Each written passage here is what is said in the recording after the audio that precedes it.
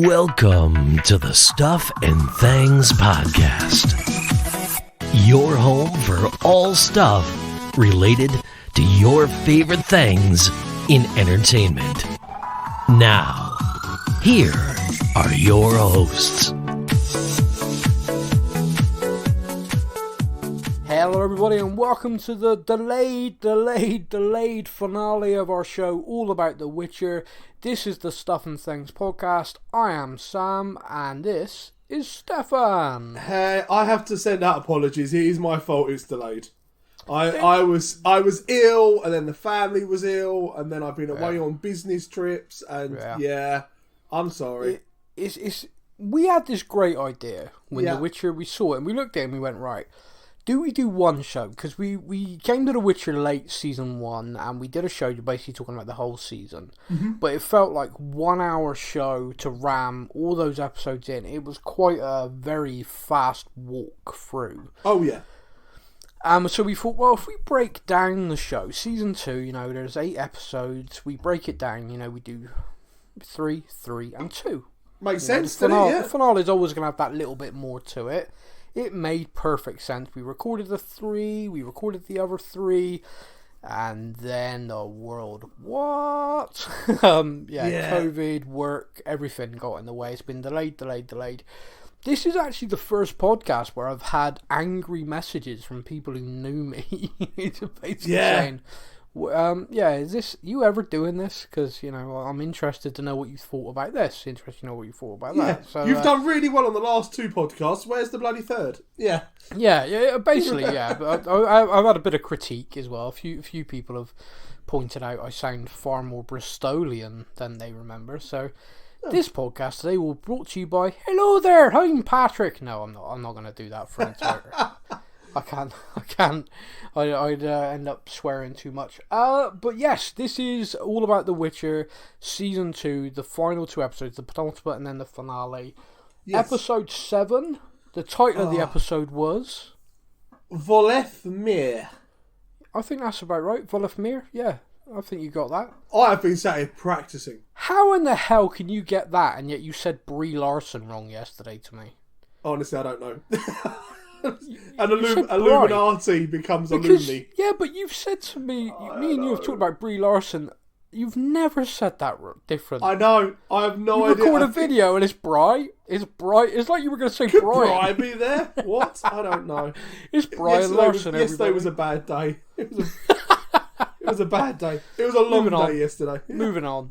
And of course, we're also discussing Season 2, Episode 8, and the title of that episode is... And that was easy. That's just family.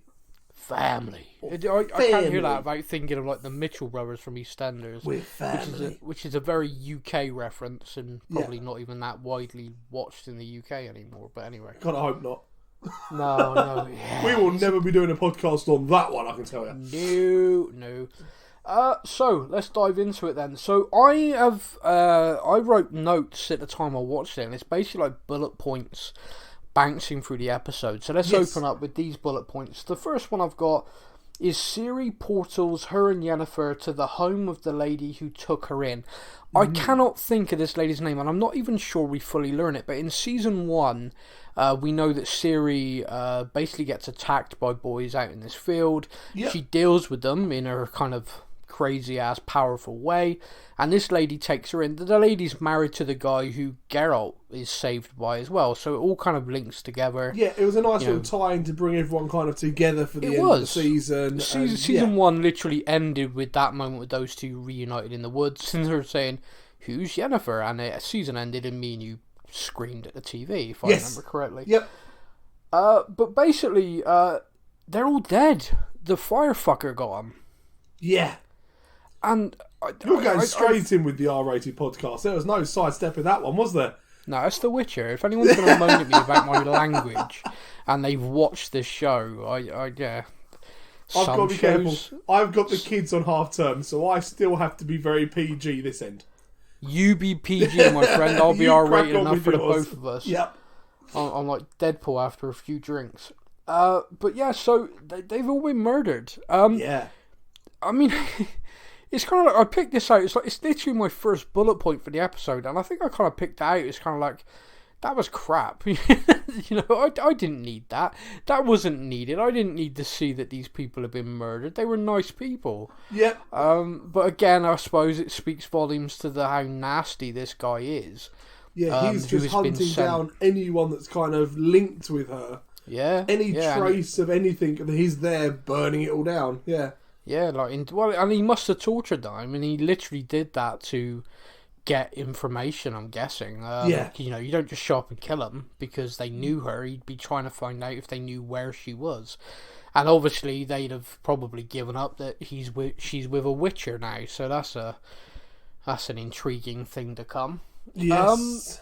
Geralt finds and rescues Jaskier is my next note. I love this scene for so many reasons, but let's open it up with Jaskier singing with rats. Yes, he's now got a band. Yeah. Yeah. Straight out of a Disney show. This is Jaskier. All he needed was a pumpkin to turn rats. into a cart. Yeah.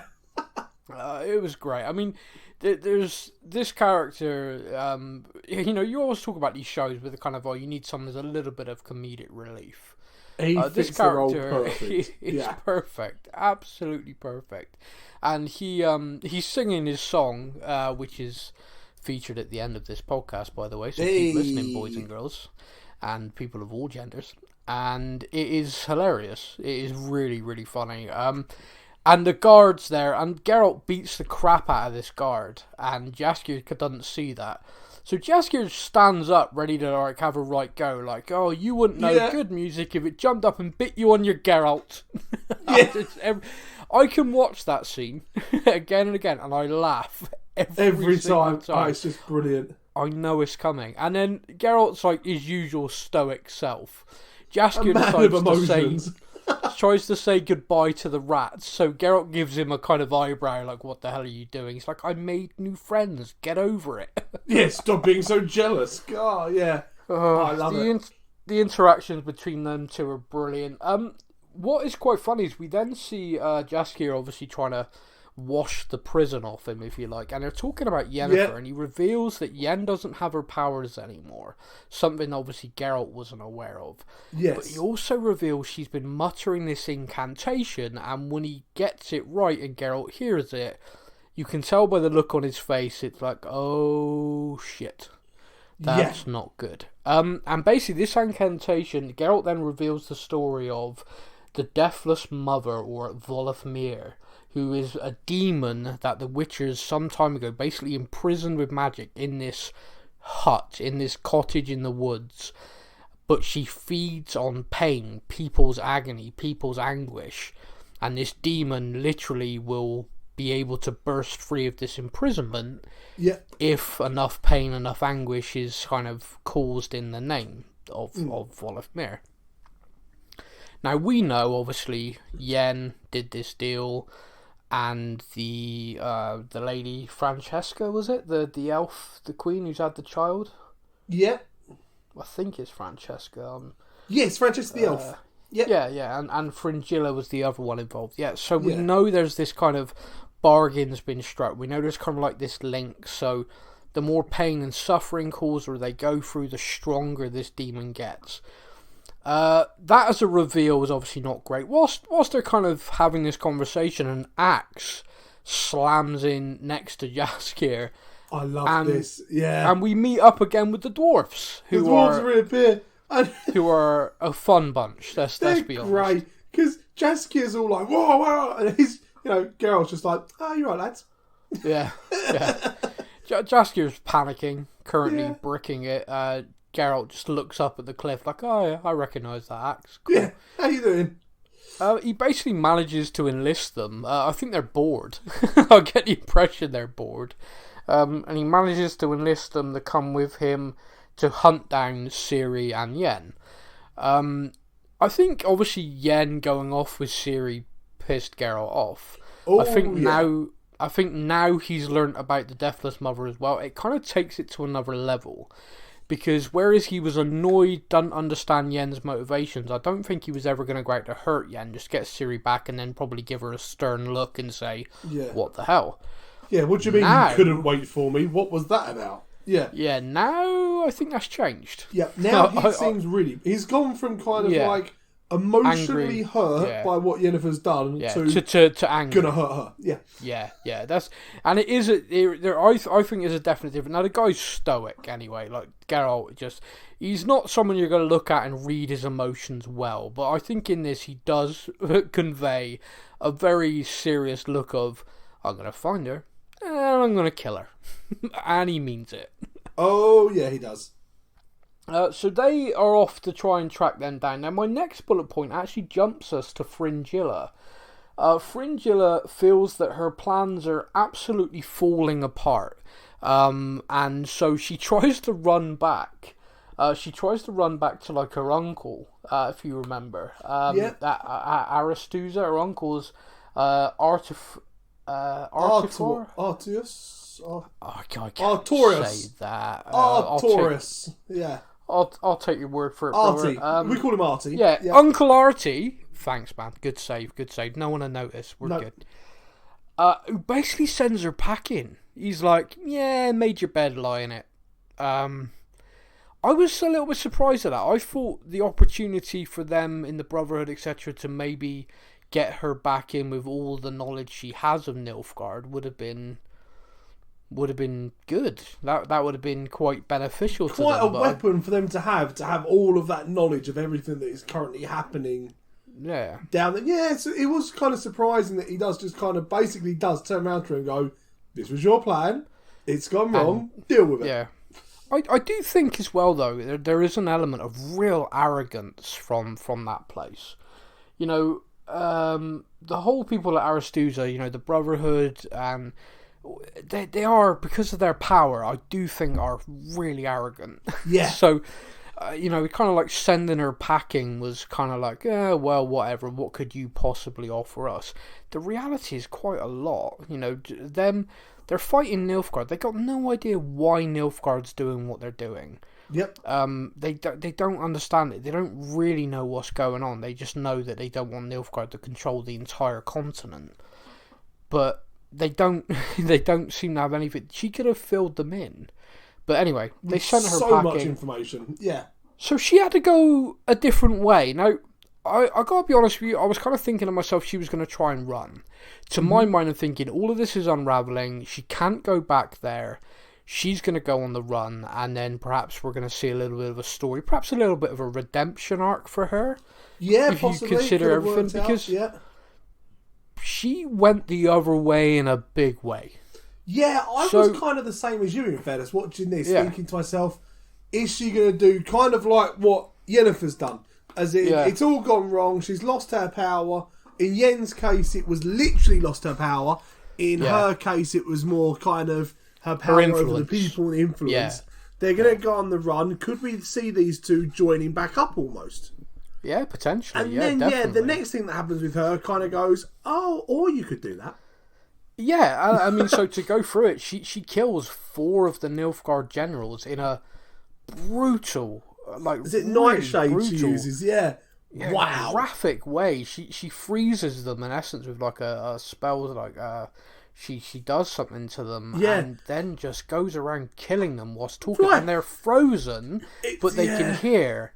And their eyes are reacting to everything. She's literally killing them, and they can't do anything. They're just watching her. It's a hell of a scene, yeah. From what I guess, she says something about, I think it's nightshade, so I'm guessing she's like spiked their drinks or drugged something. Them in essence, yeah. But when she goes through and she rams the knife into the side of the guy's head, and you see his eyes are reacting like, oh my god, nothing you can do. Awful, that's awful. Of all the scenes in this show, yeah, and everything that happens, and we see a lot of stuff happen in this show. We do, yeah. But that is probably the first scene that has made me really uneasy. Like, I don't like this. Yeah, I think that's, that's fair. It was difficult. I think probably because I think a lot of people have that nightmare of being trapped in your own body. Yeah. That kind of nightmare of being paralyzed, that kind of anything like that is just an absolute nightmare scenario for so many people. And like watching the two people either side of you get murdered and knowing, she's walking towards me now. Well, that was it. I mean, she was walking towards Cahir. Yeah. And there's a character that deserved it. Well, yeah, but again, like I talked about her having that kind of redemption arc a little bit. Him escaping with Yen, us seeing him beaten down, crawling through the shite, literally and figuratively, and then getting back to this, you're kind of like, you're a little bit more interested in him now, if that makes sense. Before, he was just a villain. Yeah. Now it's like, okay, we know a bit more about him. He's still an ass, still clearly not on the good side. Yeah. But we are a little bit more interested in him. So the idea that she was going to walk up and straight up kill him as well was like, oh, wow. She doesn't. She, in essence, blackmails him into like, okay, you're the only survivor here. You tell everyone that they were conspiring against him, and then me and you were good. And this guy's like, okay. At this point, I will do anything you say, yeah. Basically, yeah, I can't nod or tell you yes, but look at my eyes, they are screaming, whatever you want, please don't drive that knife into my skull. Yeah. So that's what happens there. Now, at Aretusa, again, these are kind of quick fire bullet points now, just to keep everyone up to date. Tisea tells Vilgefortz about Ciri. Yeah. That's kind of a big deal. I think that's less so in these finale here, but I think in season 3, the fact we know that the Brotherhood, etc., are going to know about Ciri is a big deal. Young Dara is quit being a spy for Dijkstra as well. Yeah, he's had enough. He's the young elf who met Ciri some time ago and then left her side. He's obviously still a character evolving in this show.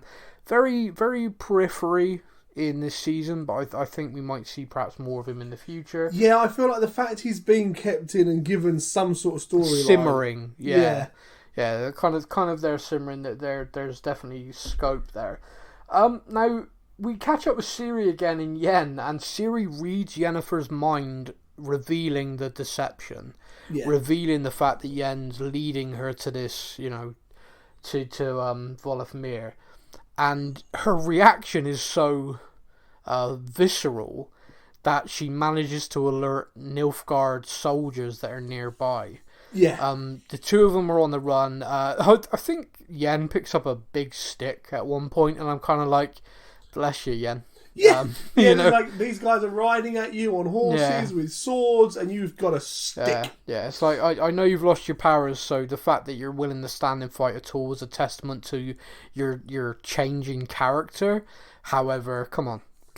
Like, if Geralt had picked up a big stick, you would have gone, it's going down. Yeah, maybe not so much. Geralt picks up, you're going to think, oh wow, so embarrassing for these guys, they're about to get beaten up by a stick. But yeah, Yen not so much. Maybe Yen still had her power, she'd pick up a stick and all of a sudden it like goes through a guy's head. Yes. But yeah. So it was kind of like, okay, admire the fact you're going to stand your ground, but this isn't good. The soldiers obviously get the upper hand very quickly. Ciri does pretty well. Little badass. She's been training with the Witcher. She's got some moves. I think one of the soldiers says something along the lines of, "Oh, you've got some fight in you," which is really sinister. Yes.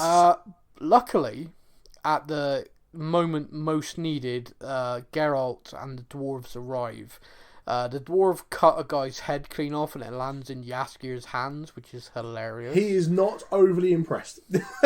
No, but it's very funny. But you see, there's like this scene where two of these soldiers are like holding Ciri or near Ciri, and you can see Geralt basically cutting his way through them in the background to get there, and I'm like, these two guys are about to have such a bad day. Yeah, they have no idea how bad a position they are in. You're trying to take like a teenage girl captive, you think you're all big and bad, and then Geralt comes from behind and just rips through them. It's brilliant. I mean, the choreography for the fight scenes in this show are great. The sword play is phenomenal, and he just rips through them. And what I loved about this scene is he does this, and then in one movement, Yennefer's walking towards the pair of them, and bang, the sword's at her throat. Yeah. And he doesn't blink, doesn't miss a beat, and she stops, and he just looks at her, and she knows, like we know as the audience, she knows he is looking at her with absolute, I'm going to kill you. There was a moment in this where I was like, I haven't played the games, I haven't read the books, I don't know if she has plot armor. Does she have enough plot armor to get away with this, or is this the end? like you, I mean, after season 2, I purchased the books and I am now reading them. But yeah, I at this point to watch it, like you, I'm kind of like, I think this could be it. This could be, and he tells Ciri to go with Jaskier. She walks straight past him without talking. And Jaskier's like, "Oh, I can tell she's yours," which cracked me up as well. Yes. The dwarves, there's kind of this weird thing where the dwarves are like, "Who's the girl?" And he's like, "Mine," like, you know, like an animal marking his territory. And the dwarves are like, all right, chill. I'm not gonna ask her out or anything. Bloody hell, all right, fine. Just asked who she was. Yeah, First name would have been fine. Don't worry. So they and Jaskier are tasked with taking Ciri all the way back to back to the Witcher kind of castle. Yes. Kaer Morhen, there we go. That's it. So they go, and he actually says as they're going, he has to slay a monster. Yeah. I genuinely thought he meant Yen in this moment. I genuinely thought that's why. He's like, I'm staying behind, I'm going to kill her, so you don't have to watch. But I'm going to do it. So I was genuinely like, this is going to be a really heart-wrenching. Yeah. If you go back to season 1, the Renfrey character who he met, he absolutely loved her, like slept with her, was really besotted with her, and then had to kill her. Yes. And she referred to herself as a monster, if you remember. Yeah. So when he said that, I was like, oh, wow, this is really synergy. This is... Because I was like, you know, there's a lot of... Well, we saw it only like an episode or two beforehand. Or the last episode. Yeah. There's a lot of love between these two characters for each other. Yeah, big time. And when he's like, I've got like literally like, I'm going to slay a monster, and you're like, Yen doesn't even have her powers to protect her, so dear. Yeah, dead as a dodo. As it is, he's actually taking her. He gets her to say the incantation to go and try and find this cottage in the woods, and his slay a monster as he intends to kill Volofmir. Unfortunately, elsewhere, whilst these events are proceeding, the elves are celebrating, or have been celebrating, the birth of the child. Yes. And it is, let me think who it is, Francesca. Yeah. And Francesca's baby is murdered in the night. See, like, we always have this thing on shows that, like, you don't hurt babies and animals. Yeah. And this show does them both in quick succession. We lost Roach in this series, which I'm still really hurt about. And then they kill a baby. And it's like, geez. Yeah. Okay. Yeah, they kill one baby in this episode. You just wait. It's dark, as it should be dark. And her pain is so much. Her anguish is so much. It gives the demon enough power to break free of the Witcher's imprisonment. And basically Geralt arrives just in time to watch this thing burst out and go. What he doesn't see is the thing literally takes control of Ciri, possesses her. Yeah. And then that takes us into the finale. Family. Episode 8. So, like, watching that end episode of Volofmir, like that end part where she breaks out and everything, I'm sat there and I'm like, what the hell is happening? Like, this thing's now burst out. Where is it going to go? And then, we see Ciri riding the horse. The eyes go and stuff, and you're like, oh, damn. Oh, Geralt is going to be pissed. Well, not just pissed, but it's kind of like he will never hurt her. Yeah. So how... This has now gone to the one place that he cannot harm her. Yeah, so what the hell is he going to do?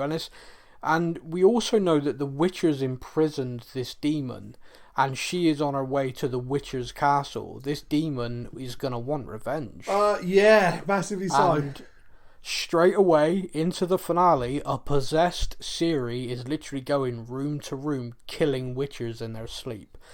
Me and you commented there are not many of these guys left. No, there's a lot less now. And there's a lot less now.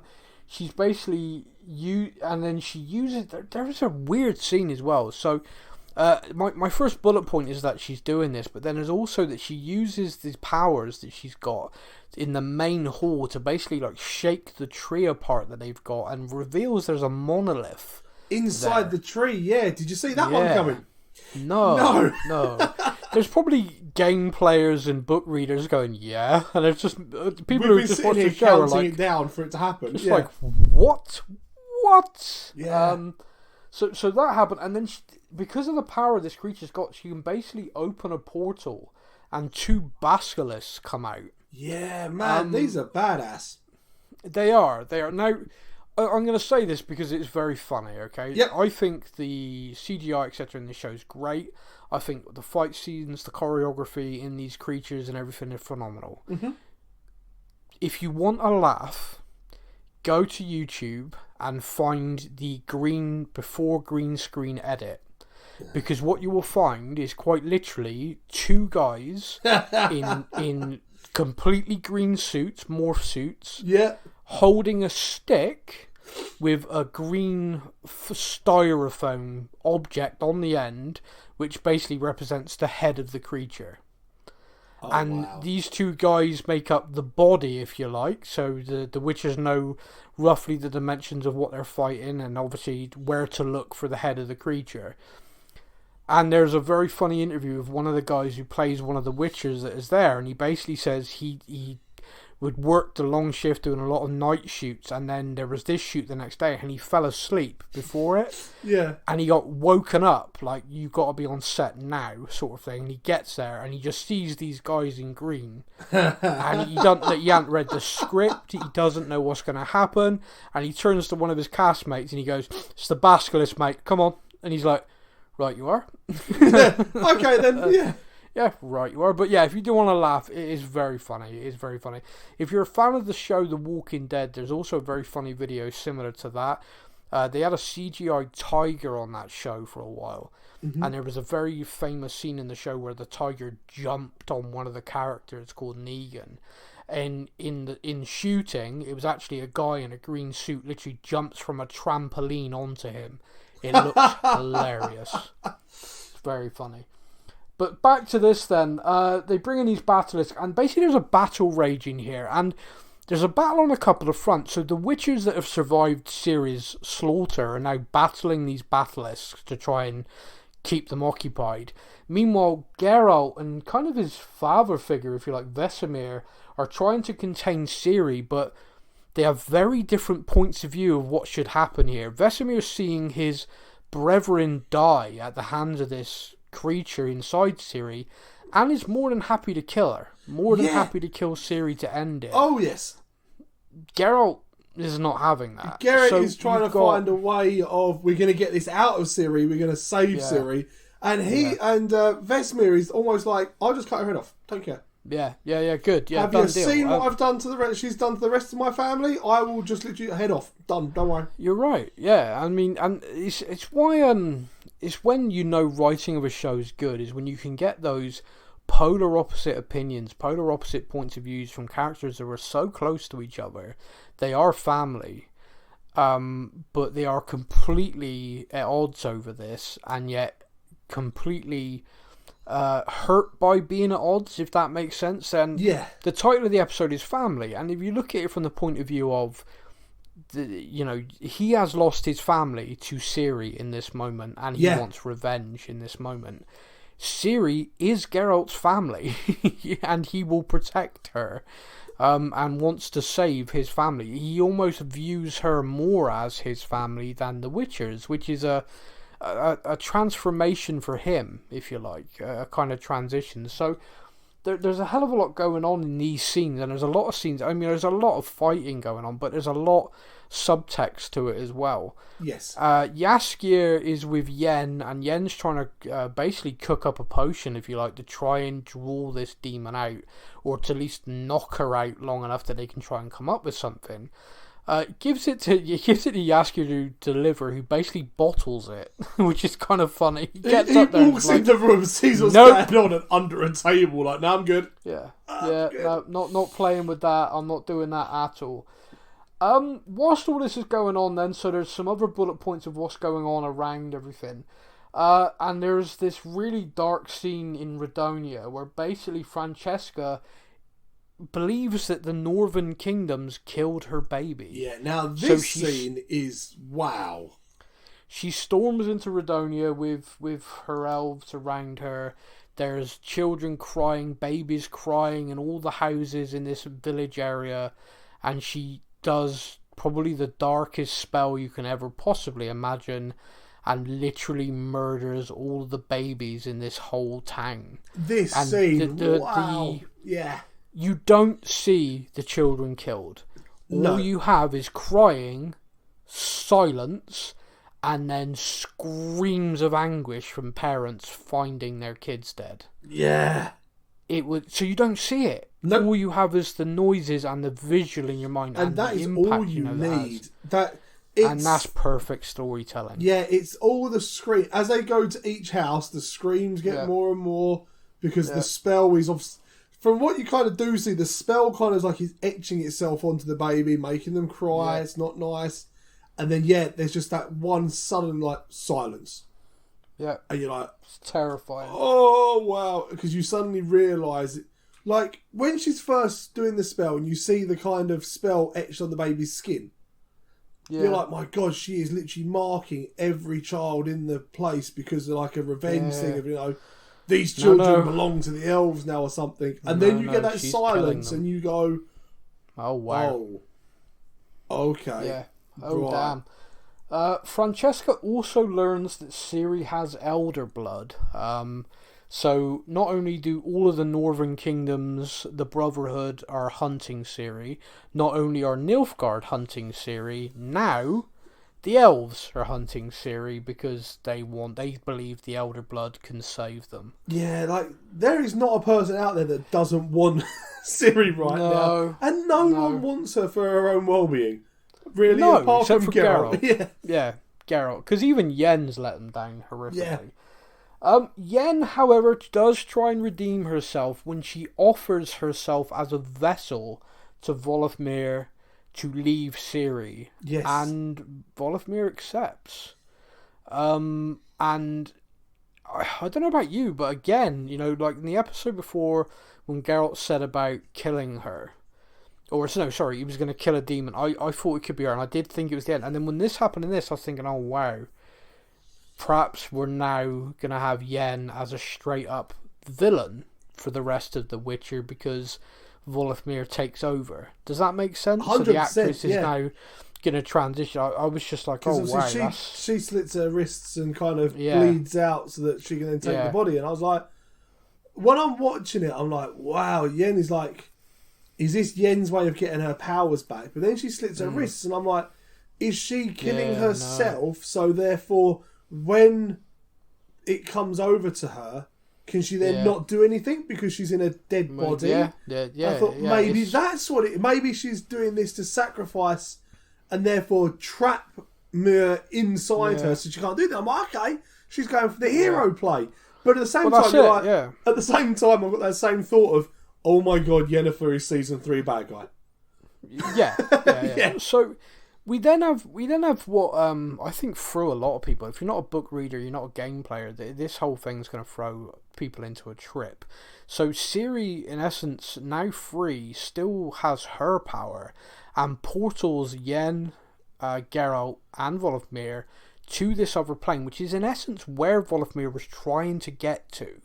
So it's kind of like, don't go into my friend, don't go into Yen, but I will take you home, in essence. Yeah. And Volofmir does go back there, and you see, during the scenes that then play out, is basically reforming, kind of reappearing, getting a body back, if you like. Yes. So Volofmir, obviously, I think that we're not hearing the last of that. No, because we also see, the hunt... The Mad Hunters, I think they were called. Well, this is what I was about to say, yeah. So this is called the Wild Hunt. Wild Hunt, that was it. Now, basically, you look to the sky and there's horsemen riding. Think the horsemen of the apocalypse. Exactly, my first thing was, oh my God, it's the horsemen of the apocalypse. What is going on? So, in essence, in the TV show, I realise book readers and everyone will have more information on this, but we're talking about the TV show, so I don't want to kind of... Because obviously you can research this yourself and find out lots and lots, but I don't want to say too much more than what the TV show are putting out there. Yeah. And what we know about this, the Wild Hunt, is kind of it's a myth in the continent, in the realm where we are. It's kind of a myth that you see this Wild Hunt, and it is the bringer of doom. It is the end of days. They ride a storm cloud, and they appear to be after Ciri as well. Yeah. And Ciri portals Geralt, Yen back with her, freaked out, but free of demons. They're back where they should be. The portal's closed. And you kind of go, and everyone can take a breath. That's the end of that. Everyone can take a breath. And then there's that little part, you're like, Ciri's got her family now. She's got Yennefer and Geralt. Nice, happy families. Yen uses her powers. She's got her powers back. Yes. She's healing people. The witchers who were injured by the basilisk, she's walking around healing them. So you have Yennefer with her powers, and I feel a better person for being quite humbled by losing them, etc. Yeah. You have the crazy uncle in Jaskier. You have Geralt, the overprotective father, and you have Ciri, who's completely freaked out because it appears everyone in every realm of every world wants to kill her or wants her for whatever reason. Yes, 100%. I'm going to just very quickly say as well for the listeners, if you can hear some background noise, the heavens have just opened. Like, yeah, man, I can hear that. It is proper cat and dogging outside, so I will edit it as best as I can. But any background noise, that's because it's like someone's throwing buckets of water at my window. I heard that. That came in strong. Yeah, we've got a bit of stormy weather here hitting the UK. Yeah. Now, all is kind of like, you take a breath there. There's lots of interactions between the characters. There's lots of kind of like, whew, we survived, we're okay, now what? There's a real sense of kind of like, oh, what now? And I think from our point of view as like the viewers, we're kind of like, okay, great, that's the end of season 2. They're obviously now kind of like, what do we do now? And that's season 3, and that's going to come up. And then we go back and we see the Emperor finally arriving at Nilfgaard. Yeah. And we're kind of like, oh, okay, right, yeah, of course, that storyline, we're like, oh, yeah. We're like, you'd almost... Back. You hadn't forgotten about it, but it had definitely been pushed out of focus because all of this, like, portaling around and is Ciri going to die? Is she not? Yen's now back with her powers. Yeah. And then all of a sudden you go, who's this? Oh, yeah. And, so basically at the end of the episode, we see the Emperor, and he is the one who sent the mad firefucker to go chase Ciri. He is the one that had the baby elf killed. And he is Ciri's dad.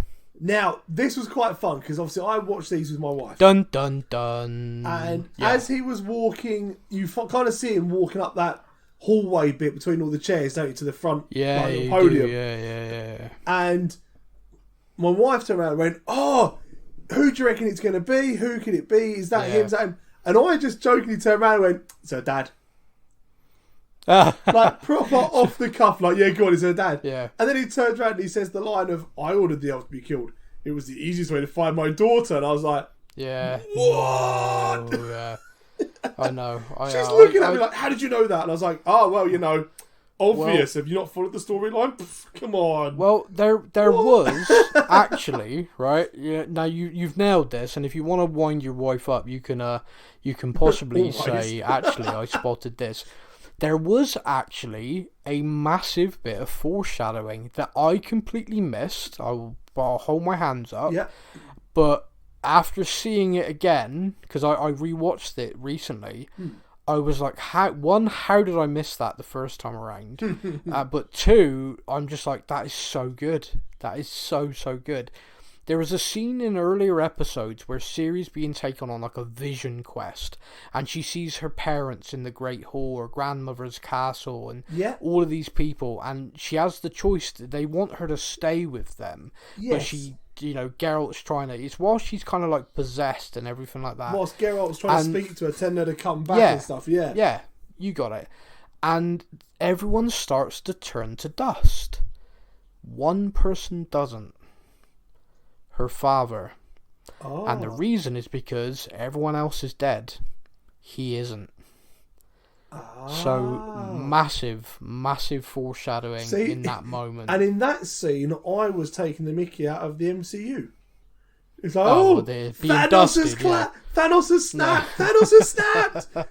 And I that's the problem when you bit of foreshadowing. When you watch so much stuff and you get the crossover, you're kind of like, hey, there it is. Yeah. That looked just like this. Yeah, use the Force. No, wait, hang on. What am I watching? Yeah. Wait a minute. Yeah. That is the end. That is the end of season 2. It's massive. The show is phenomenal. Truly is. It grips you in. The way Netflix, of course, just drop every episode as well. The binge watch factor on this show is phenomenal. You start an episode in an evening, and you're like, oh, okay, well, I'm not sleeping tonight. Yeah, I'll watch one episode before bed. 4 hours later. Yeah. Oh, can I watch the finale? Yes, I can. Yeah. I absolutely loved it. I know we've had this massive delay before getting this show out, which we're both sorry about, but I hope everyone listening enjoyed it as much as we did. And we have got more Witcher content this year, which is important and great. There is a prequel series which comes out in the summer. They've not given an exact date yet, but it is fully filmed, fully done. It's just when Netflix decide to drop it. And the prequel series to the whole Witcher thing will be very interesting. It will just teach us more about the lore, etc. I'm hoping so. And hopefully... From what I see, it's going to be all about the very first Witchers. Yeah. So that's going to be very interesting of how did they come up with their rules? Yeah. What are all the rules? What are the laws that they follow? Even silly things like, I want to know how they came up with the potions. Well, me and you talked about... Yeah, me and you talked about quite interestingly as well how the myths of the Witchers have been intertwined. Like, people basically have prejudice against them, so they've made up these things like they don't feel, they're not human, they're not real people. They, don't be nice to a Witcher. They have no feelings. Yep. That's bull. We've seen that. Complete 100%. Nonsense. You can see that Geralt has feelings towards Yen, towards Ciri, towards Vesemir, his brothers. His emotional attachment is massive. You don't see any of it on his face, but you know it's there. No, you don't know. But we know.